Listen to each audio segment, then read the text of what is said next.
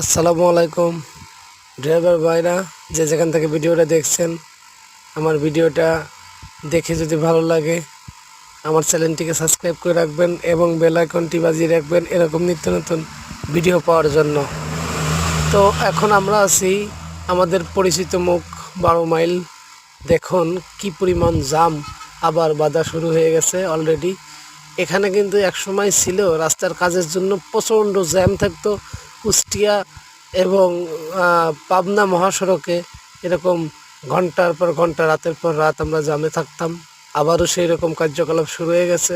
আসলে আমাদের কিছু অসাধু ড্রাইভারদের বেপরোয়া ডাইন বাম করার কারণে জামগুলো বেঁধে থাকে, ঠিক আছে। আসলে রাস্তার কাজ চলতেছে, এক পাশ গাড়ি ছাড়ে এক পাশ আটকায়, এরকম করে ছাড়ার কথা, কিন্তু এদের কারণে এরা উল্টাপাল্টা গাড়ি ঢুকায়। দেখুন কিভাবে জামগুলো বাঁধায় রাখছে, সারা রাত জামে আছি। দোয়া